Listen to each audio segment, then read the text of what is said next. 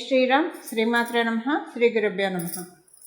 2024 సంవత్సరం జూలై మాసం 13వ తారీఖు నుంచి 2024 ఆగస్టు 26వ తారీఖు వరకు కూడా ఖగోళంలో ఒక ప్రత్యేకాంశం చోటు చేసుకుంటుంది. ఈ ప్రత్యేకాంశము ద్వాదశ రాశుల వాళ్ళకి కూడా కొన్ని అనుకూలతని తెచ్చిపెడుతుంది. అయితే ఈ అనుకూలతని తెచ్చిపెట్టడంలో తెలుసుకొని కొన్ని పరిహార ప్రక్రియలు చేయడం ద్వారా ఈ యోగాన్ని ఒడిసి పట్టుకోవచ్చు. లేదంటే ఇప్పుడు చూడండి, సీజనల్గా రైన్ ప్రతి సంవత్సరం పడుతూనే ఉంటుంది. కొంతమంది నీటి నిల్వలు పెట్టుకుంటారు, కొంతమంది రైన్ అలా వదిలేస్తూ ఉంటారు. సో ఇలాగా నీటి నిల్వలు పెట్టుకునే వాళ్ళకి ఎప్పుడైనా మధ్యలో స్కేర్సిటీ వచ్చినా స్కేర్సిటీ నుంచి తప్పించుకోవడానికి ఉపయోగపడుతుంది. అలాగే ఖగోళంలో కూడా ఉన్న యోగాలు ఎవరి జన్మ జాతకంలో అయినా యోగం ఉంటే ఈ యోగాలు వచ్చినప్పుడు వాటిని ఒడిసి పట్టుకుంటే అవి ఇంకా మంచి ఫలితాన్ని, రెట్టింపు ఫలితాన్ని ఇస్తుంది. సపోజ్ ఖగోళంలో సూచించే యోగం వాళ్ళ జన్మకుండలిలో లేదే అనుకోండి, అప్పుడు నైరాశ్యం చెందకుండా ఖగోళంలో ఇలాంటి యోగాలు మనకి సంవత్సరానికి ఒకసారి వస్తూ ఉంటాయి. వాటిని ఒడిసి పట్టుకోవడానికి ప్రయత్నించిన మీ జన్మజాతకంలో లేని యోగాన్ని కూడా మీరు ఖగోళం ద్వారా, అంటే గోచార గ్రహస్థితుల ద్వారా వచ్చే ఈ యోగాన్ని మీరు యాక్టివేట్ చేసుకోవచ్చు. మీ కుండలిని అనుసరించి, మీ రాశిని, మీ లగ్నాన్ని అనుసరించి మీరు యాక్టివేట్ చేసుకోవచ్చు. ఇప్పుడు చూడండి, సమ్టైమ్స్ ఎలా ఉంటుందంటే కొంతమందికి అనుకోకుండా లక్ తగులుతూ ఉంటుంది. లక్ తగిలేది ఎప్పుడంటే సడన్గా వాళ్ళు ఉండి ఒకసారి లక్కీయెస్ట్ పర్సన్స్గా అవుతారు. లేదా అనుకోకుండా వాళ్ళ జీవితంలోనే వాళ్ళకి ఏదైనా లక్ తోడవుతూ ఉంటుంది. ఈ లక్ తోడయ్యేది ఎప్పుడంటే మనకి ఖగోళంలో ఉన్న యోగాలు మనల్ని బ్లెస్ చేసినప్పుడు. వాళ్ళు తెలిసి తెలియకపోయినా అది గట్టిగా చాలా స్ట్రాంగ్గా ఉందనుకోండి. చాలా స్ట్రాంగ్గా ఎప్పుడు ఉంటుంది, జన్మజాతకంలో ఖగోళంలో యోగాలు ఏర్పడిన సమయంలో కనుక జన్మజాతకంలో ఆ జాతకుడికి కావచ్చు లేదా ఆ జాతకురాలకి కావచ్చు అర్గళాసు లేకుండా, అంటే ఇంటర్వెన్షన్స్ కుండలిలో ఏమీ లేకుండా ఉండి, అలాగే ఈ అర్గళాస్ అనే కాదు మంచి దశ, అంతర్దశ, విదశ, సూక్ష్మ దశల్లో ఉండి అన్ని రకాలుగా, అంటే మన సుదర్శన చక్ర పద్ధతిలో చూసుకున్నా ఏ రకంగా చూసుకున్నా జన్మజాతకం చాలా క్లీన్గా ఆ టైంలో ఉండి ఆ టైంలోనే ఖగోళంలో యోగాలు ఏర్పడితే అప్పుడు ఏమవుతుందంటే వీళ్ళ ప్రయత్నంగా వీళ్ళు చేయకపోయినా కూడా ఆ యోగాలన్నీ వీళ్ళకి వర్తిస్తాయి. అయితే ఆ యోగాలన్నీ వీళ్ళకి వర్తిస్తాయి కాబట్టి సడన్గా వాళ్ళకి లైఫ్ టర్న్ అవ్వడం జరుగుతుంది. లైఫ్ టర్న్ అవ్వడం కావచ్చు, అనుకోకుండా వాళ్ళ వృత్తి వ్యాపారాల్లో కలిసి రావడం కావచ్చు, ఇలాంటి వాటి వల్లే జరుగుతాయి. అయితే ఇప్పుడు అలా ఉన్న వాళ్ళకి ఎలాగైనా వాళ్ళు ఏం చేసుకోకపోయినా అవి జరుగుతూ ఉంటాయి. అందరికీ అలా ఉండాలని ఉండదు కదా. అందరికీ అలా చేసుకోవాలంటే వాటి కోసం ప్రత్యేకమైన పరిహారాలు చేసుకోవాలి. చేసుకుంటే కనుక ఖగోళంలో వచ్చేది పూర్తిగా మన జన్మజాతకంలో లేకపోతే కనుక పూర్తిగా కాకపోయినా కొంతవరకు ఒడిసి పట్టుకోవడానికి డెఫినెట్గా ఛాన్సెస్ ఉంటుంది. అంటే 100% యోగాన్ని మనం మెజర్ చేస్తే కనుక ఆ 100% యోగంలో అట్లీస్ట్ ఒక 60% యోగాన్ని డ్రా చేసుకోవడానికి అవకాశం కలిగిస్తూ ఉంటుంది. ఇప్పుడు మనకి సపోజ్ అంటే ఎవరైనా చాలామంది అన్నిటి కోసం ప్రయత్నిస్తూ ఉంటారు, కష్టపడుతూ ఉంటారు లైఫ్లో. కానీ కొంతమంది కష్టపడకుండా లక్ని ఎంజాయ్ చేస్తూ ఉంటారు. కొంతమంది కష్టపడి లక్ని ఎంజాయ్ చేస్తారు. కొంతమంది ఎంత కష్టపడ్డా కూడా వాళ్ళకి లక్ ఫేవర్ చేయదు. ఇలా లక్ ఫేవర్ చేయాలంటే ఇలాంటి యోగాల్ని మనం ఒడిసి పట్టుకోవాలి. అసలు ఏంటి ఆ యోగము, ద్వాదశ రాశుల వాళ్ళకి ఎలాంటి ఇంపాక్ట్ ఉంటుంది, అసలు ఈ యోగము ఉంటే ఎలా ఉంటుంది, ఇది నేను మొత్తం కూడా మీకు చక్కగా వివరిస్తాను. ఆ యోగం పేరు గురుమంగళ యోగం. ఈ గురుమంగళ యోగం మనకి ఇప్పుడు నేను చెప్పిన తేదీల్లో, అంటే 2024 నుంచి 2024 జూలై మాసం 13వ తారీఖు నుంచి 2024 ఆగస్టు 26వ తారీఖు వరకు కూడా ఈ యోగం ఖగోళంలో చోటు చేసుకోబోతుంది. ఈ ఖగోళంలో చోటు చేసుకునే యోగం కాబట్టి వీటిని మీ జన్మజాతకంలో ఉన్నా లేకపోయినా యాక్టివేట్ చేసుకోవచ్చు. అంటే ఇది అందరికీ అప్లికేబిలిటీ ఉంటుంది. ఇప్పుడు చూడండి, కొన్నిసార్లు గవర్నమెంట్ కొన్ని పథకాలు ఇస్తుంది. సో ఆ స్ట్రీమ్లోకి వచ్చిన వాళ్ళందరూ కూడా దానికి ఎలిజిబుల్ అవుతారు. అది వాళ్ళకి బఫర్ అమౌంట్ కదా. అలాగా అప్పుడప్పుడు ఖగోళంలో ఇలాంటి యోగాలు వస్తే వాటిని మనం ఒడిసి పట్టుకోవాలి. ఈ గురుమంగళ యోగం ఏంటి అంటే, ఎప్పుడైనా సరే మనకి మంగళ్ళు మన జీవితంలో ఏదైనా ఇనిషియేషన్ తీసుకోవడానికి, అంటే ఆదిలోనే హంసపాది కాకుండా ఉండడానికి ఏదైనా ఒక మంచి నిర్ణయం తీసుకున్నప్పుడు, మన జీవితాన్ని ఉద్ధరించే నిర్ణయం తీసుకున్నప్పుడు, మన లైఫ్ బాగా స్పీడ్గా వెళ్ళడానికి, స్పీడ్గా అంటే వృత్తిపరంగా ర్యాపిడ్ గ్రోత్ రావడానికి, ఇలాంటివి రావాలంటే కొన్ని మనలో కరేజ్ ఉండాలి, మనలో డ్రైవ్ ఉండాలి. ఇలాంటివన్నీ ఉంటే కనుక చక్కగా విల్ పవర్ తోటి మనం పనులన్నీ చేసుకొని వెళ్ళగలుగుతాం. ఎలాంటి ఆటంకాలు వచ్చినా కూడా వాటిని అధిగమించుకుంటూ వెళ్తారు. అలా ఉండాలంటే ఎవరికైనా సరే జన్మజాతకంలో మంగళ చాలా సపోర్టింగ్గా ఉంటే వాళ్ళు అన్ని ఆటంకాలని అధిగమించుకుంటూ ఉన్నత శిఖరాన్ని అధిరోహించుకుంటూ వాటికి చేరువైపోతూ ఉంటారు. ఇప్పుడు అందులో మంగళకి గురుదేవుడు కనుక తోడైతే కనుక చాలా బాగా ఉంటుంది. దీనికి బెటర్ ఎగ్జాంపుల్ చెప్పాలంటే ఆంజనేయ స్వామి వారిని చెప్పాలి. మంగళ ఎప్పుడైనా సరే గురు భగవానుడు కంట్రోల్లో ఉంటే చాలా మంచిది. లేకపోతే కనుక మంగళ బాగా ఉన్నా, ఒక్కొక్కసారి విపరీతంగా ఉన్నా కూడా అగ్రెసివ్ డెసిషన్స్ వల్ల కూడా జాతకురాలు కావచ్చు, జాతకుడు కావచ్చు ఇబ్బందులు పాలవుతారు. అంటే ఆలోచన ఉండదు, చేసుకుని వెళ్ళిపోతూనే ఉంటారు. సో ఒక్కొక్కసారి అవి రివర్ట్ అయ్యి ఇబ్బందులు కూడా పడుతూ ఉంటారు. అందుకని ఎప్పుడైనా సరే మంగళకి గురు భగవానుడు తోడై ఉంటే కనుక చాలా అంటే తీసుకునే నిర్ణయాలు కరెక్ట్గా నిర్ణయాలు తీసుకొని వస్తారు. దీనికి పురాణాల్లో మనం చెప్పాలంటే మనందరికి ఇష్టమైన దైవము హనుమంతుడిని చెప్పాలి. హనుమంతుడు అంటే ఆయనకున్న శక్తికి గురుబలం తోడై ఉండడం వల్ల గురుమంగళ యోగం ఆయనకి చక్కగా ఆప్ట్ అని చెప్పచ్చు. అంటే దేవీ దేవతలకి అంటే మనం ఒక మీకు అర్థం అవ్వడం కోసం నేను హనుమంతుడిని చెప్తున్నాను. ఇప్పుడు హనుమంతుడు మహాశక్తివంతుడు, అతి బలవంతుడు, వాయువేగంతో క్షణంలో ఎక్కడి నుంచి ఎక్కడికైనా వెళ్ళగలడు. లంకను కూడా ఆయన దాటి వెళ్ళిపోయాడు, సముద్రాన్ని దాటి వెళ్ళాడు. ఆయన ఏదైనా చేయగలిగే సమర్థుడు. కానీ ఆ సమర్థతకి ఆయనకి గురుబలం కూడా ఉండడం వల్ల ఎక్కడ ఎలా మెసలాలి, ఎవరితోటి ఎలా మాట్లాడాలి, ఎవరితోటి సంధి ఎలా కుదర్చాలి, రాజీ ఎలా కుదర్చాలి, ఏ సమయంలో మాట్లాడాల్సి వచ్చినప్పుడు ఎలా మాట్లాడాలి, ఇవన్నీ కూడా మనం పరాశర సంహితలో ఉన్న హనుమద్ వైభవం చూస్తే కనుక చాలా సుస్పష్టంగా మనకు తెలుస్తాయి. అసలు ఒక మనిషి ఎలా బతకాలో మనం హనుమంతుడిని చూసి చాలా చక్కగా నేర్చుకోవచ్చు. అంటే మనకు ఒక ఇండెక్స్, మన లైఫ్కి ఒక ఇండెక్స్ ఏదైనా ఉందంటే అది ఖచ్చితంగా హనుమంతుడు అని చెప్పడంలో ఏమాత్రం సందేహం లేదు. ఇలాంటి ఇండెక్స్ మనకి గురుమంగళ యోగం వల్ల వస్తుంది. ఎప్పుడైనా మన ఇది సరిగ్గా ఆలోచిస్తే మన పనులు మనం చేసుకుంటూ వెళ్తే కనుక సక్సెస్ మనకి ఎప్పుడు కూడా అత్యంత చేరువలో ఉంటుంది. దాన్ని అంటే ఎన్ని ఆటంకాలు వచ్చినా వాటిని అధిగమించుకుంటూ మన ఉన్నత శిఖరాన్ని అధిరోహిస్తాము. ఎప్పుడైనా సరే మంగళకి ఒక్కొక్కసారి ఆలోచనలు అంటే ఒక్కొక్కసారి మనం తీసుకునే నిర్ణయాలకి గురు భగవానుడు తోడై ఉంటే కనుక అవి మనకి సజావుగా వెళ్తాయి. లేకపోతే ఆవేశపడాల్సిన చోట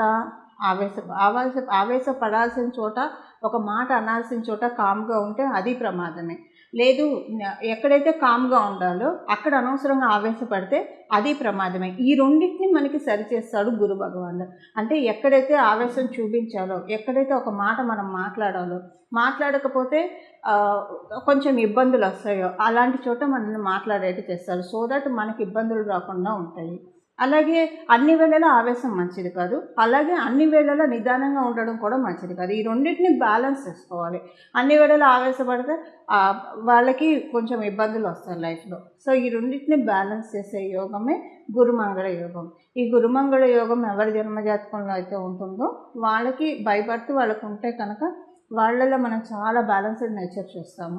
ఇది గురుమంగళ యోగం ఎలా ఏర్పడుతుందంటే ఆ గురువు మరియు మంగళ వీళ్ళిద్దరు ఎవరి జన్మజాతకంలో అయితే కలిసి ఉంటారో వాళ్ళకి గురుమంగళ యోగం ఏర్పడుతుంది. అది కేంద్రాల్లో కోణాల్లో ఉంటే కనుక, అంటే చంద్రాత్తు కానీ లగ్నాత్తు కానీ కేంద్ర కోణాల్లో ఉంటే ఇంకా బాగా యోగిస్తుంది. ఒకవేళ అలా కాకుండా ఉపచయ హౌసెస్లో ఉన్నా లేకపోతే ఏ స్థానాల్లో ఉన్నా కూడా అవి అలా కూడా యోగిస్తుంది. ఉన్న స్థానానికి యోగం ఇస్తుంది. ఉదాహరణకి షష్ఠ స్థానాల్లో ఉందనుకోండి, వాళ్ళ లైఫ్లో కాంపిటేటివ్ స్పిరిట్ చాలా బాగా ఉంటుంది. వీళ్ళందరికీ గోల్స్ సెట్ చేస్తూ ఉంటారు. వీళ్ళు సక్సెస్లో ముందుకు దూసుకెళ్ళిపోతూ ఉంటారు. ఎవరి శత్రువులు లేకుండా సక్సెస్ని సంపాదించుకుంటారు. షష్ఠ స్థానంలో ఉంటాయి. షష్ఠ స్థానం మీద వాళ్ళ దృష్టి పడుతూ కూడా ఉన్నా కూడా అప్పుడు కూడా సక్సెస్ఫుల్ పీపుల్, ఈ అజాత శత్రువులుగా సక్సెస్ఫుల్ పీపుల్ ఉండేవాళ్ళు చాలామంది ఉంటారు. ఇప్పుడు మనం రతన్ టాటా గారిని తీసుకుంటే ఇలా చాలామంది మనకి లైఫ్ స్టోరీస్ మనకి తెలుసు కదా. కొంతమంది లైఫ్ స్టోరీస్ ఎలా ఉంటాయంటే వాళ్ళ సక్సెస్ని చూసి ప్రతి ఒక్కళ్ళు ఆశ్చర్యపోతారు, అడ్మైర్ చేసుకోవాలనుకుంటారు. అలా అడ్మైర్ చేసుకునే విధంగా సక్సెస్ని గురుమంగళ యోగం ప్రతి ఒక్కళ్ళకి కలిగిస్తుంది. ఉపచయ హౌసెస్లో ఉంటే అది చేసే అందులో ప్రత్యేకించి 6th హౌస్లో ఉంటే ఇలా చేస్తుంది. ఇప్పుడు అసలు ఈ యోగము ఏ రాశుల వాళ్ళకి, గోచారంలో వచ్చే యోగం ఏ రాశుల వాళ్ళకి ఎలాంటి ఫలితాన్ని ఇస్తుంది, ఒక 2-3 పాయింట్స్లో చెప్పుకుందాము. చేసుకోవాల్సిన రెమెడీ, ఏ రెమెడీ చేస్తే, ఏ పరిహారం చేసుకుంటే ఈ యోగం బాగా యాక్టివేట్ చేసుకోవచ్చు, ఇది కూడా మనకి. కర్కాటకం వాళ్ళకి మెయిన్ ఇది మీకు లాభస్థానంలో జరుగుతూ ఉంది. మీకు పరిపూర్తి రాజయోగాన్ని ఇచ్చేది మంగళం. ఇప్పుడు మనకి గురుమంగళ యోగము అందరికంటే ఎవరికి బాగా బెస్ట్ రిజల్ట్స్ ఇస్తుందని చెప్పాలంటే మేషరాశి వాళ్ళకి, వృశ్చిక రాశి వాళ్ళకి, కర్కాటక, సింహ, మకర రాశి వాళ్ళకి బాగా ఇంకా మంచి బ్లెస్సింగ్స్ ఇస్తుంది. అది ఇప్పుడు కర్కాటకం మీకు లాభస్థానంలో జరుగుతుంది. ఫైనాన్షియల్ మ్యాటర్స్లో మీకున్న అసంతృప్తి అంతా తొలగిపోతుంది. ఫైనాన్షియల్ మ్యాటర్స్లో మీకున్న అసంతృప్తి తొలగిపోవడం అంటే ఆదాయం మీకు ఇష్టమే, అంటే మీరు సాటిస్ఫాక్టరీ లెవెల్లో ఆదాయం రూట్ అవుతుంది. ఆదాయం, మీకున్న కోరికలు తీరడము, మీ జ్యేష్ఠ సోదరులు ఎవరైనా ఉంటే, అంటే మీకు అక్కలు కానీ అన్నలు కానీ ఎవరైనా ఉంటే వాళ్ళకి చాలా బాగా ఉంటుంది ఫైనాన్షియల్గా కావచ్చు. వాళ్ళకి ఏమైనా పనులు అవ్వకుండా ఉంటే వాళ్ళకి ఆ పనులు అవుతాయి. వాళ్ళు చాలా హ్యాపీగా ఉండే సమయం మీకున్న గురుమంగళ యోగం. అలాగే వాళ్ళకి మీకు చాలా అనుకూలంగా ఉంటుంది, మంచి రిలేషన్ మెయింటైన్ అవుతుంది.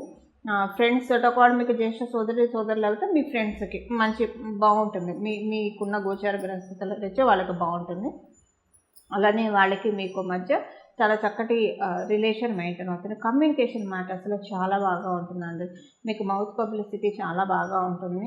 మౌత్ పబ్లిసిటీ అంటే నథింగ్ బట్ మీ గురించి అందరూ కూడా మంచిగా మాట్లాడుకుంటారు, చాలా బాగా ఉంటుంది. మీకు యంగర్ సిబ్లింగ్స్, ఇప్పుడు గురుమంగళ యోగం మీ యంగర్ సిబ్లింగ్స్కి కూడా బాగా ఉంది. మీ యంగర్ సిబ్లింగ్స్తో మీకు ఏమైనా డిఫరెన్సెస్ ఉంటే వాళ్ళు తెలుసుకుంటారు, అవన్నీ తొలగిపోతాయి, డిఫరెన్సెస్ అన్నీ తొలగిపోతాయి. అలాగే మీకు మంచి, అంటే మెయిన్ పంచమ స్థానంలో ఉండడం వల్ల మీరు చేసే మంత్ర జపం చాలా బాగా ఫలిస్తుంది. వెంటనే అంటే భగవంతుడికి ఏదన్నా మీరు కోరిక చెప్పుకోవాలన్నా మీరు చక్కగా మంత్ర జపం చేసుకుంటే వెంటనే ఆ కోరిక ఫలిస్తుంది. మంత్రభావం చాలా బాగా యాక్టివ్లో ఉంది. పిల్లలకి చాలా మంచి శుభ సమయము. అలాగే మీకు కూడా మంచి recognition, good name and fame, మంచి రికగ్నైజేషన్ని ఈ గురుమంగళ యోగం తెచ్చిపెడుతుంది. శత్రువుల బాధ బెడద లేకుండా కూడా ఈ గురుమంగళ యోగం మీకు చాలా బాగా, అంటే శత్రువుల బాధ అంటే అంతర్గత శత్రువులు అవ్వచ్చు, బాహ్య శత్రువులు అవ్వచ్చు, దిష్టి దోషాలు అవ్వచ్చు, నరదిష్టి, నరఘోష, వీటన్నిటి నుంచి డెఫినెట్గా రిలీవ్ అయ్యే సమయము కర్కాటక రాశిలో పుట్టిన వాళ్ళు. చూశారు కదండి గురుమంగళ యోగం మీ రాశి వాళ్ళకి ఎలాంటి ఫలితాన్ని ప్రసాదిస్తూ ఉందో. ఇప్పుడు చేసుకోవాల్సిన రెమెడీ, అసలు మీ రాశిలో ఈ యోగం ఉందో లేదో మీకు తెలియదు, కానీ ఇది గోచారంలో ఉంది కాబట్టి మీకు తెలియాల్సిన అవసరం కూడా లేదండి. చక్కగా ఈ పరిహారం చేసుకోండి. మీరు ఖచ్చితంగా చాలా, అంటే మంచి మార్పులు చూస్తారు. అసలు ఫస్ట్ మీ ఆలోచనలోనే ఒక మంచి మార్పు వస్తుంది. నేను చేయలేను, నేను సాధించలేను, నేను పనికొస్తానా ఏదైనా సాధించడానికి అన్న ఆలోచనకి కట్ చేసేస్తాడు. కట్ అయిపోయి ఆ ఆలోచన బ్రేక్ అయిపోయి నేను ఎందుకు చేయలేను, ఇంతమంది చేస్తుండగా కొంతమంది చేస్తుండగా ఆ కొంతమందిలో నేనెందుకు ఉండకూడదు, ఇలాంటి ఆలోచనలు వస్తాయి. అంటే ఒక బ్రేవ్నెస్, మనలో మనకి ఒక బ్రేవ్నెస్, ఒక డ్రైవ్, చక్కటి డ్రైవ్ గురువు మంగళులు ఇద్దరూ కలిసి తీసుకొస్తారు. ఇప్పుడు ఆ పరిహారం ఏంటో చూద్దాం. దీనికి ఇది మనకి జూలై 13వ తారీఖు నుంచి ప్రారంభమై ఆగస్టు 26వ తారీఖు వరకు ఉంటుంది. కాబట్టి ఈ రోజుల్లో, ఇప్పుడు మనం తెలుసుకున్న ఈ రోజుల్లో సుందరకాండ పారాయణం చేయాలి. సుందరకాండ పారాయణం 11 రోజులు చేస్తారా, 21 రోజులు చేస్తారా, మీ ఇష్టం, మీ అనుకూలతను బట్టి చేసుకోండి. సుందరకాండ ఎలా పారాయణ చేస్తారు, నియమనిష్టంతోటి. అంటే సుందరకాండ పారాయణం ప్రారంభించే రోజు మొదటి రోజు చక్కగా తలస్నానం చేయండి. తలస్నానం చేసి హనుమంతుడి ఆలయానికి వెళ్ళండి. హనుమంతుడి ఆలయానికి వెళ్ళి హనుమంతుడికి దండం పెట్టుకోండి. చక్కగా భజే వాయుపుత్రం, భజే వాయుపుత్రం, భజే వాయుపుత్రం అని చెప్పి ఆయనకి ప్రదక్షిణాలు చేస్తే చాలా ఇష్టం. ఒక 11 ప్రదక్షిణాలు చేసి నీ సుందరకాండని చదవడానికి నేను సంకల్పించాను, సుందరకాండ చదవడంలో నాకు ఎలాంటి ఇబ్బందులు రాకుండా, ఆటంకాలు రాకుండా నన్ను కాపాడు నాయన అని చెప్పి దండం పెట్టుకొని గణపతికి మొదటగా ప్రార్థించుకొని సుందరకాండ ప్రారంభించండి. కొంతమంది ఏకాసనంలో కూర్చొని చేయగలిగితే, అంటే ఒకటే రోజు మొత్తం కదలకుండా కూర్చొని సుందరకాండ కంప్లీట్ చేయగలిగినా చేయొచ్చు, లేదా సప్తాహం చేస్తారా, 11 రోజులు చేస్తారా లేదా 21 రోజులు చేస్తారా మీ ఇష్టం. ఏకవింశతి చేస్తారా అది మీ ఇష్టం. అలా ఏదైనా మీ కన్వీనియంట్ని బట్టి చేయడానికి చేయండి. ప్రతిరోజు మీరు సాత్విక ఆహారాన్ని తీసుకోవాలంటే ఉల్లిపాయలు, వెల్లుల్లి, మసాలాలు, స్పైసెస్ ఇలాంటివి ఏం తినకుండా చాలా సాత్వికమైన ఆహారము ఈ సుందరకాండ పారాయణ చేసేప్పుడు తీసుకోవాలి.